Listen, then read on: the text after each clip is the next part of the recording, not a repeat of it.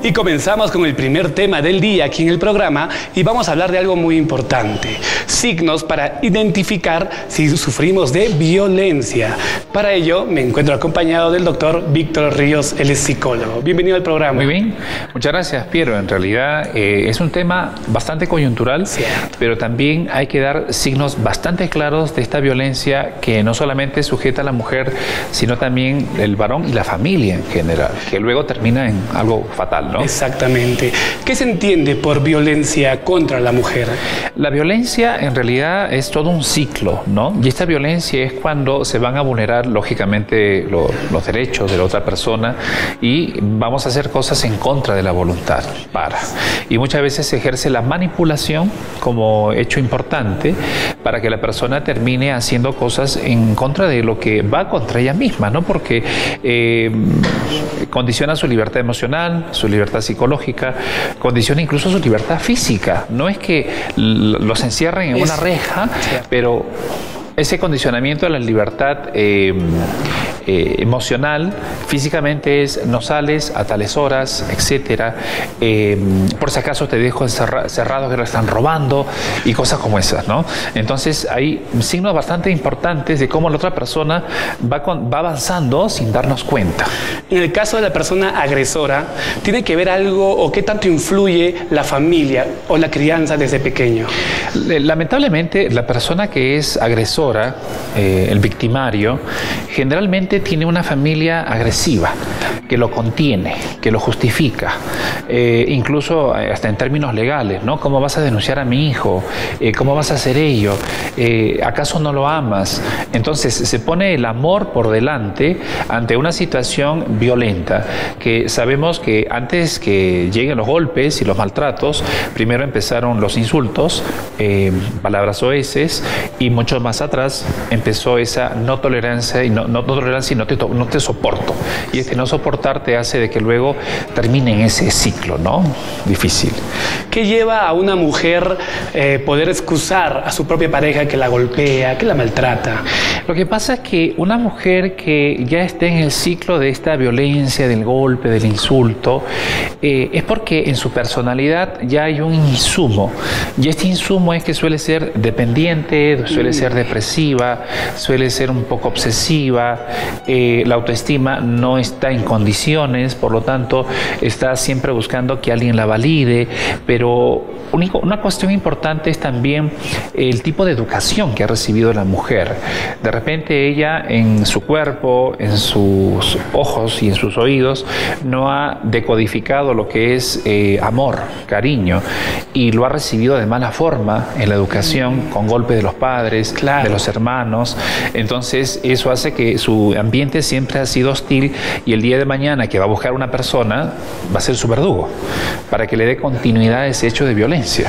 Y si hablamos de frases comunes que utilizan las mujeres para poder excusar a sus parejas, por ejemplo, yo te soporto por mis hijos. Así es. ¿No? O de repente, por otro lado, te amo y te amo más que a mi vida. Por eso te quiero. O hasta el otro año ya no te lo soporto. Que se entere tu mamá. Espérate que voy a conseguir un trabajo y ya me voy de tu vida. O a ver, si me entero algo más de ti, ya es cuando tomo una decisión. No. O va a cambiar. O va a cambiar. Nunca. Todos son pretextos. ¿El agresor cambia? Generalmente el agresor tiene un componente de perversidad y psicopatía. Entonces habría que evaluar el nivel de esta perversidad y psicopatía para que uno pueda determinar si es que no sé si cambio ocurriría o, dado el caso, una mejora dentro del comportamiento. Hay algunas parejas que han mejorado, han pasado este hecho, pero el abordaje de acompañamiento psicoterapéutico sí que es importante, ¿no? En el momento que la mujer sienta que es agredida, pero lamentablemente ella misma no quiere salir de ese mundo porque se acostumbra, ¿qué medidas puede tomar para poder ya tomar la decisión? Interesante. Y ahí a todas las mujeres que nos están escuchando y también asesorar a aquellas que ahora estas pautas van a aparecer, ¿no? El primer momento cuando alguien pasa por esa transición entra en shock. La mujer entra en shock, se paraliza, no puede creer lo que está ocurriendo, incluso minimiza lo que está pasando. Y es ahí donde empieza esa justificación innecesaria y un circuito, una rosca viciosa donde no se sale. Pero hay que comprender que cuando ya la pareja pasó ese umbral del respeto y la tolerancia, el compromiso y el amor, es cuando, más allá de denunciar, lo primero es darse cuenta que su relación ya comienza a quebrarse. Su relación ya comienza a llegar a un momento donde las cosas no están bien y hay que detener. Y los pasos posteriores, aparte de denunciar, es que psicológicamente puede recibir ella contención. Porque legalmente, Piero, es posible que sí, pues estén todos los procedimientos. Incluso hasta el Ministerio Público realiza el proceso de peritaje. Pero luego, el proceso donde ya se queda sola ella, hay que acompañarla terapéuticamente para que luego pueda volver a recuperar la confianza en sí misma. Eso es lo más importante en realidad, ¿no? Así es. Víctor, a continuación vamos a ver un video, un caso de una mujer que también de repente está sufriendo este tipo de violencia. ¿Te parece si lo vemos? Perfecto, vamos a ver. Vamos entonces.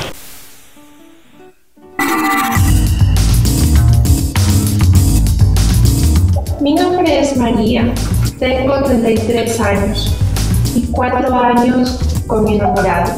Hace un mes nos hicimos novios, pero cada vez que salimos y me pongo una minifalda o una blusa escotada, me pide que me cambie. Siempre le hago caso por no perderme. Doctor, no sé qué hacer. Víctor, ¿los celos son normales? Lo típico, no, para nada. Comienzan a ser inadecuados. Los celos vienen a ser la combinación de emociones primarias del amor y el miedo. Entonces, como yo amo a una persona, tengo miedo a perderla, ¿no? Pero cuando estos celos se convierten en delirios celotípicos, donde la persona comienza a distorsionar su percepción y a comenzar a poner el tinte personal de que si yo veo a mi esposa con tal ropa, que si yo la veo a ella maquillada, el caso que estamos ahora escuchando, ¿no? Pienso que la voy a perder. Pienso de que otras personas van a invadirla.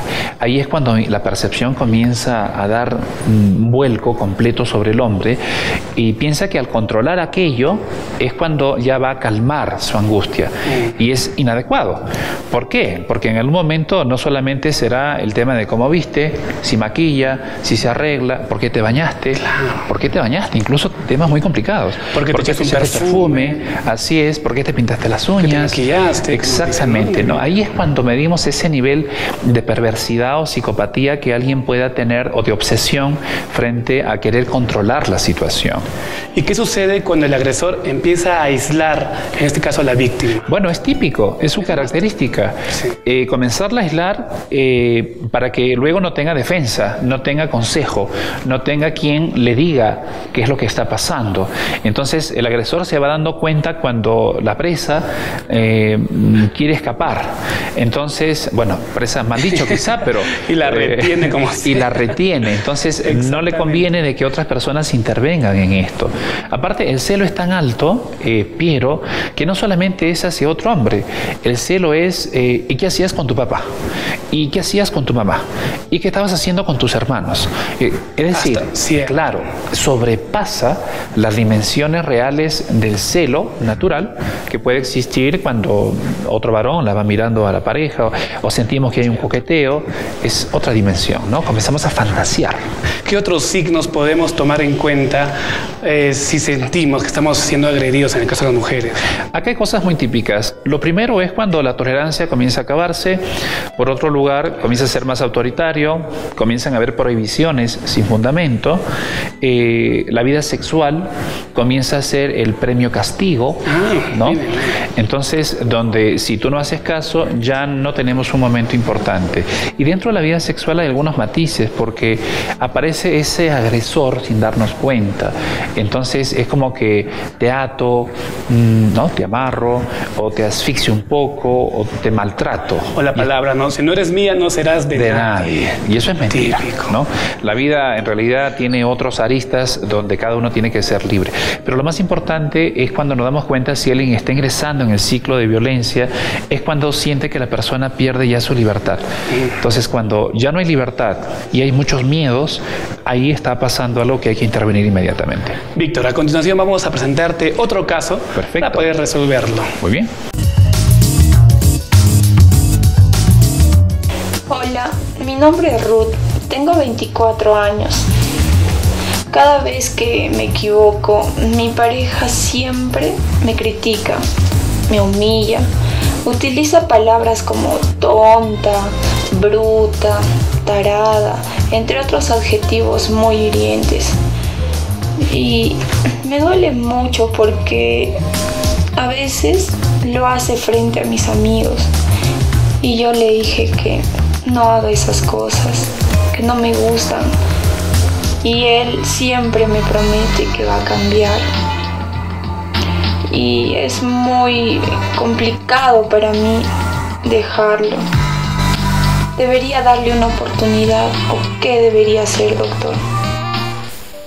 Víctor, ahí estábamos viendo este caso. En primer lugar, ¿por qué el agresor utiliza la humillación?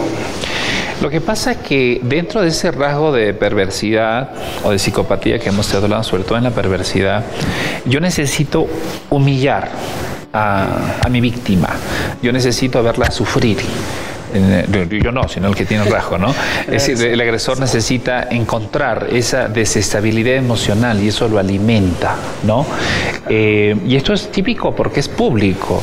Lo estábamos diciendo, ¿no? Cuando ya alguien cruza el umbral de respeto, el insulto, no solo hacia la pareja, hacia los hijos incluso, ya aparece una desconexión del vínculo. Se supone que yo no voy a herir, no voy a maltratar, ni siquiera en palabras a una persona que uno ama. Entonces, ahí nos damos cuenta en el video que es típico del círculo vicioso, ¿no? A pesar que sé que no están bien las cosas, sin embargo, no puedo dejarlo. Ahí se ha vuelto tóxica la relación, muy dependiente, y donde seguro que ella, en su personalidad, primero habrá que reforzar algunos elementos internos, sobre todo de autoestima. Porque parecería que ella, este hombre es la única persona que la quiere. Y muchas mujeres maltratadas, violentadas, deben comprender que el amor no tiene ese código de maltrato y demás. El amor tiene otros códigos de protección, de cercanía y sobre todo de cuidado. Y eso no está presente. Por ejemplo, hoy en día hemos visto muchos casos de feminicidios, que es una consecuencia de no poner un alto en el momento adecuado. El ciclo del feminicidio, que es la etapa final de esta agresión, cuando hay una relación, porque es posible que esta persona con perversidad, psicopatía y obsesión, como hemos visto en algunos casos en la noticia, al contrario, pues se obsesionaron con alguien y luego terminaron matándola sin que haya una relación, ¿no? Entonces aquí hay que ser bastante preventivos, sobre todo con las personas que nos van mirando continuamente, mantener distancia, pero lo más importante es la conexión con la familia. Recordar en todos estos casos que se nota que estas mujeres están desconectadas de sus padres, de sus madres, de su madre, de sus hermanos, no han asegurado un vínculo estrecho y eso hace que en un momento así, de lugar de reaccionar, les da vergüenza, ¿no? Le da vacío y no tendría que ser en realidad. Últimamente, aquí en Huancayo en particular, hemos visto casos de violencia contra niñas, que es algo muy lamentable, que ha llegado hasta la muerte de estas criaturas. Así es. ¿Por qué en Huancayo tenemos una sociedad tan violenta o en general? ¿Por qué la violencia en general en todas las ciudades se está dando de esta manera hoy en día? Acá hay dos escenarios. El primer escenario es la familia. En estas épocas donde no hay que confiar demasiado, no solamente no dejar a las pequeñas solas, ¿no? Sino también cuando son señoritas. Hay muchos casos donde está bien, hay un proceso de libertad en ellas, hay un proceso de ambientarse, socializar, pero aún deben haber ciertos parámetros dentro de los cuales debe haber cierta contención. Así como a veces los esposos dicen, voy a esperarte cuando sales del trabajo, los estudios a la pareja, también tendría que ser para las hijas, ¿no? Pero esas hijas, en el afán de independencia, lógicamente es cuando le damos esa brecha de espacio. Entonces es una época que hay que cuidarnos entre todos, hay que tomar prevenciones de comunicarnos demasiado, sobre todo en las redes sociales, pero las redes sociales, en las niñas, en las jovencitas, donde confían demasiado en la otra persona, y es porque hay problemas de comunicación en la casa. Un arma de doble filo. Exactamente, Sí. no todo lo que está ahí hay que creerlo. Víctor, realmente el tema del día de hoy ha sido muy, muy interesante. Y yo creo que a todas las personas que han visto ya tienen que tener en cuenta estos puntos importantes que hemos hablado. Bueno, ¿algunas últimas recomendaciones? Bueno, a todas las familias, siempre tomar recaudo. Si estamos en un proceso donde ya la tolerancia se acabó, no me importa lo que ocurra contigo. Por otro lado, hay palabras soeces o palabras como estas que hemos escuchado que quiebran ese respeto. Y en tercer lugar, cuando ya no controlamos situaciones y todos son los gritos, es momento de detener. Y es momento de pasar a un asesoramiento psicológico, asesoramiento espiritual, pero no dejarlo que esto siga. Hay que detener. Muchas gracias, Víctor, por tu presencia. Y es importante recalcar, no más violencia contra la mujer. Y ahora sí, nos vamos a ir a un pequeño corte comercial y ya volvemos aquí en Entre Gente.